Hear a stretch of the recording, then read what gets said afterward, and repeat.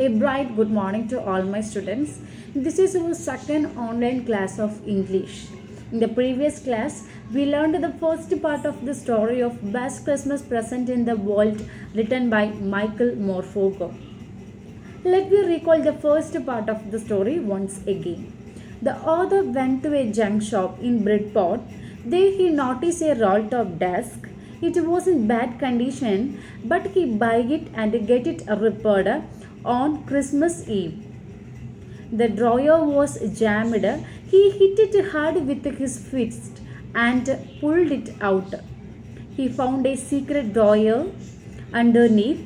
He took out of a small black tin box. There was a note on it that said, Jim's last letter received January 25th, 1915. Out of curiosity, he opened the box. Inside, he found an envelope with the address Mrs. Jim Macpherson, 12 Copper Beeches, Bridport, Dorset. The letter was dated December 26, 1940. This is the short description of the first part of the story. Okay. Now we are going to study the second part of the story of The Best Christmas Present in the World written by Michael Morpurgo. Page number 10, second paragraph. Listen, let me read. Dearest Connie, I write to in a much happier frame of mind because something wonderful has just happened that I must tell you about at once. We were all standing to in our trenches yesterday morning. Underline the difficult words standing to and trenches. Christmas morning, it was crisp and quiet all about. Underline the difficult words crisp. As beautiful morning as I have ever seen, as cold and frosty as a Christmas morning should be. Underline the difficult word frosty. Then the meaning of the difficult word standing to means taking up positions. Trenches means long deep ditches in the ground where the soldiers hide from the enemy. Then crisp, C-R-I-S-P, crisp means dry, D-R-Y, dry. Then frosty, F-R-O-S-T-Y, means very cold, very cold. Okay, let me explain the second paragraph. In the second part of the story, the author tells about a letter. The letter had been written by Jim to his wife Connie. He was a soldier set against the Germans during the First World War. Jim wrote to her that he was very happy because something wonderful had happened. The soldiers on both sides of the no man's land were taking up position in their trenches. It was a Christmas morning, cold and frosty. Now, the second paragraph of the second part. Listen. I should like to be able to tell you that we began it. But the truth, I am ashamed to say, is that Fritz began it. First, someone saw a white flag waving from the trenches opposite. Then they were calling out to us from across a no man's land. Happy Christmas, Tommy. Happy Christmas. When we had got over the surprise, some of us shouted back, Same to you, Fritz. Same to you. I thought that would be that. Underline the difficult words. That would be that. We all did. But then suddenly, one of them was up. There is in the grey coat and waving a white flag. Don't shoot, lads. Someone shouted. And no one did. Then there was another Fritz. Underline difficult words. Fritz. F-R-I-T-Z. Fritz up on the parapet. Underline the word parapet. And another. Keep your heads down. I told the men it is a trick, but it wasn't. The difficult words that would be that meaning is that was all, or that was the end of the matter. That was all. Okay.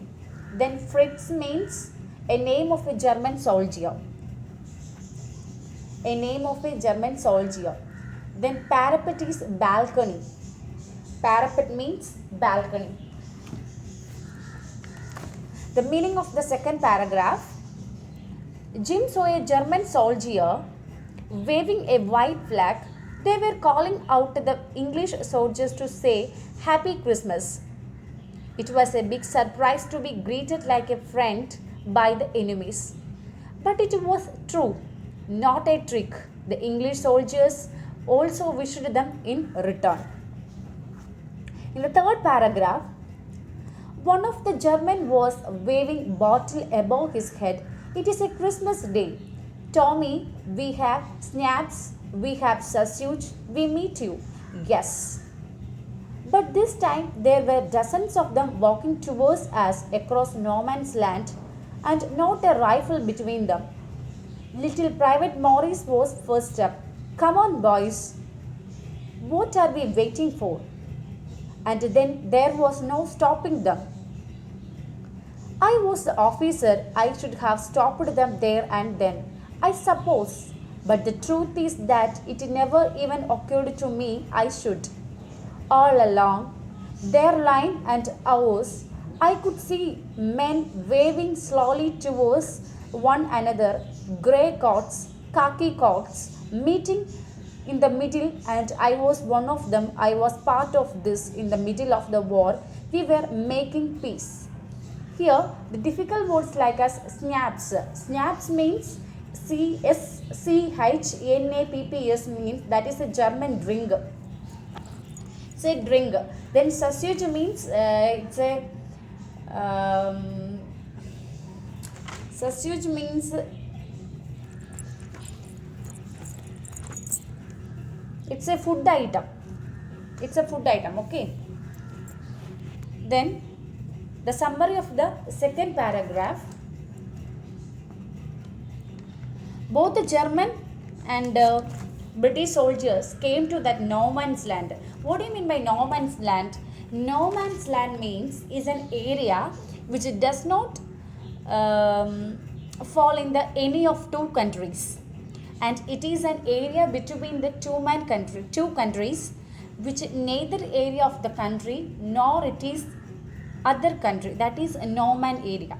Okay, and both army came into that no man's land and they started interacting with each other. They have no any weapon. They talking about snaps, that is that drinks and that sausage, and they talking each other. They talk with each others and dance. Page number 11, fourth paragraph. You cannot imagine, dearest Connie, my feeling as I looked into the eyes of Fritz officer who approached me, hand outstretched. Underline that difficult words, outstretched. Hans Wolf, he said, gripping my hand warmly and holding it. I am from Dusseldorf. I play the cello in orchestra. Happy Christmas. Captain Jim Macpherson, I replied, and a happy Christmas to you too. I am a school teacher from Dorset in west of England. Ah, Dorset, he smiled. I know this place. I know it very well. We shared my run ration and his excellent sausage and we talked. Connie, how we talked. He spoke almost perfect English, but it turned out that he had never set foot in Dorset, never even been to England. He had learned all he knew of England from school. And from regarding books in English, his favorite writer was Thomas Hardy, his favorite book Far from the Madding Crowd. So, out there in no man's land, we talked of Bathsheba and Gabriela and Sergeant Troy and Dorset. These are the character of the books they read. He had a wife and one son born just 6 months ago. As I looked about me, there were huddles of khaki and grey everywhere. All over no man's land, smoking, laughing, talking, drinking, eating, Hans Wolf and I shared what was left of our wonderful Christmas cake. Connie, he thought the marzipan, underline the difficult words, marzipan, was the best he had ever tasted. I agreed, we agreed about everything, and he was my enemy. There never was a Christmas party like it, Connie. And the meaning of the difficult word outstretched mean extend. E X T E N T. Extend or stretch out. S T R E C H O U T. Stretch out. The next one is cello, that you can see in the glossary. A musical instrument like a large violin. Then marzipan means a sweet covering on a cake made from the sugar, egg and almond. Okay, let's explain the summary of this paragraph. In this part of the story, we can understand that the Hans Wolf German soldier and the Jim Macpherson British soldier came face to face and introduced themselves. Hans Wolf was a German, also the nicknamed as Fritz. He is from Dusseldorf and used to play cello in orchestra, where the Jim Macpherson is a teacher in Dorset in the west of England. Hans Wolf, he is a German, but he can speak the English fluently, with the Jim really appreciate. Both of them share their views on books, read and things they like. After the conversation, they understood that there is so many things common between them, and they were like no more enemies, they were as good all friends.